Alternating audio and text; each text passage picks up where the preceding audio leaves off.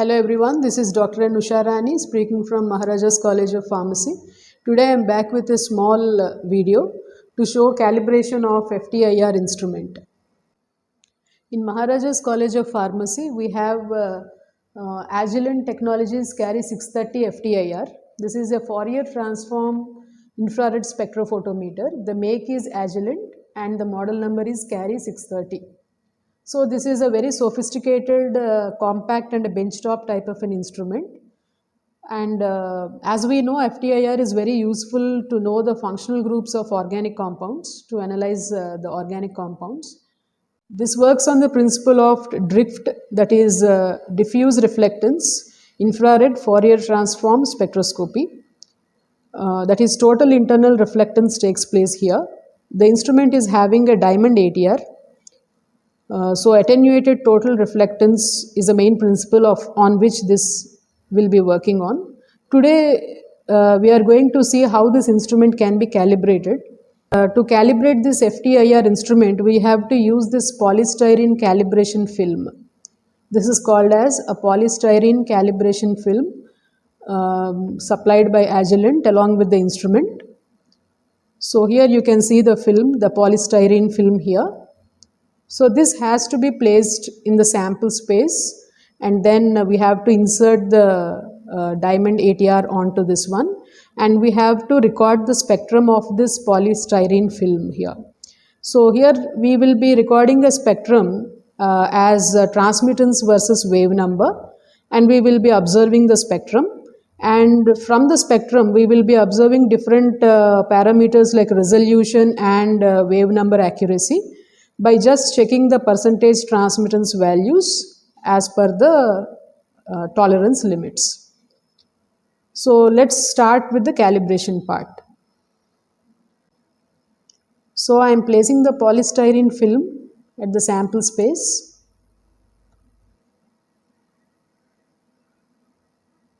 And then inserting the diamond ATR.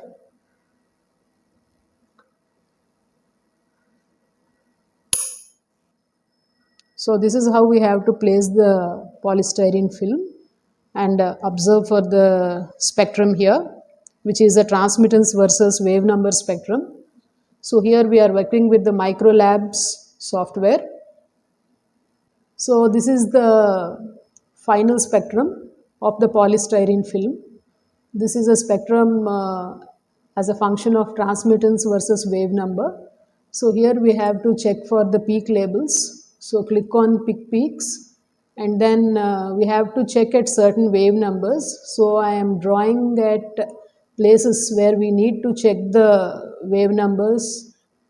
Percentage transmittance have to be checked at these wave numbers to see the calibration part. So let's have a detailed view. So this is the magnified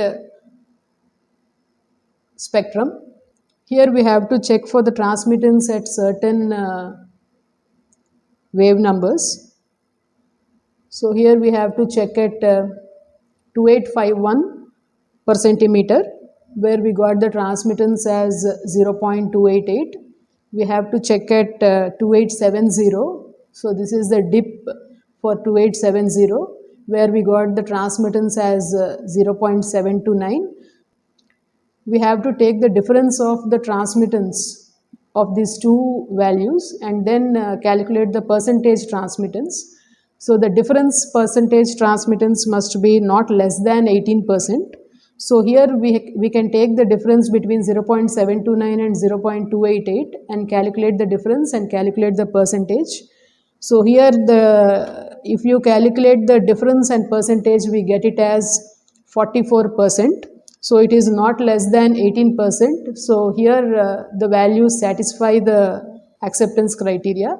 And other set of values that we have to check is at 1583, where we got the transmittance as 0.106 and 1589 where we got the transmittance as 0.351. Here also we have to take the difference of these two transmittance values and calculate the percentage, where we get it as 24.5%.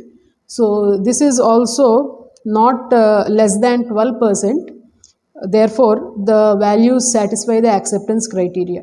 So briefly, at this wave number range, the difference in the percentage transmittance must be not less than 18%, where we got it as 44%.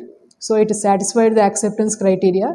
And in this set of wave numbers, the percentage transmittance must be not less than 12%, where we got it as 24.5%. So at both the sets of wave number ranges, the acceptance criteria has been satisfied. So we have checked the first parameter, that is resolution.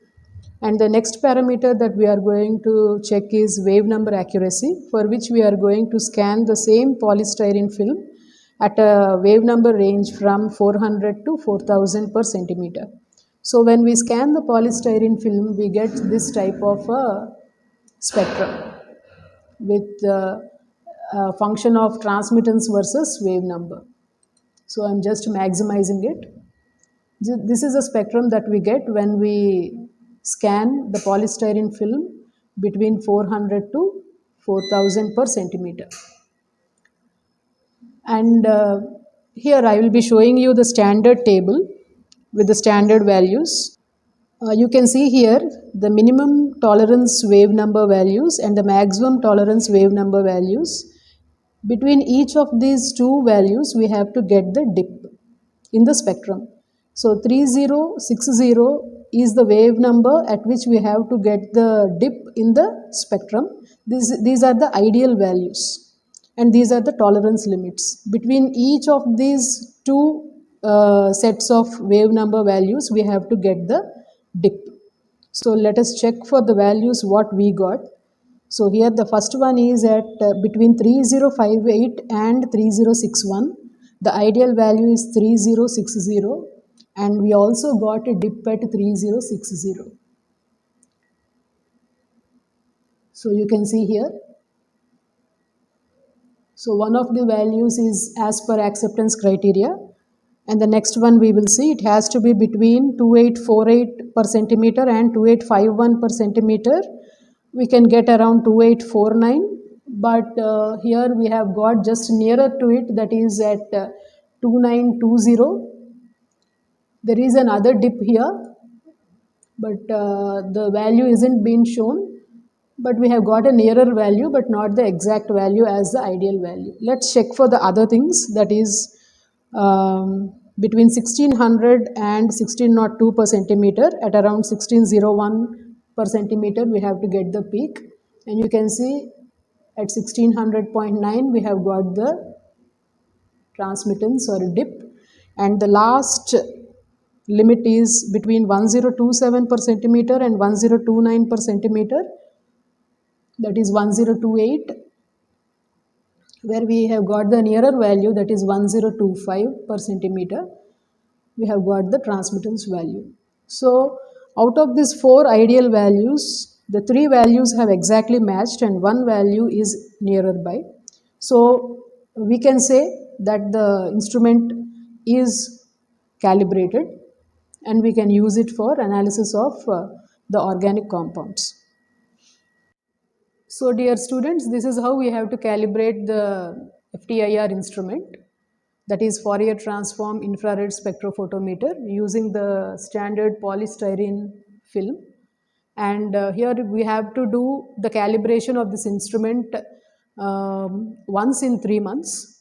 And whenever the instrument is out of order, it has to be tagged as under repair or out of order and it has to be got repaired. After it is repaired, we have to calibrate and use for the analysis. So we have to maintain in this way and maintain under ideal conditions and calibrate at regular intervals of time in order to get the ideal values. Soon I will be back with another calibration method for another analytical instrument. If you have any doubts or suggestions, you can post them in the comment box. So thank you for now.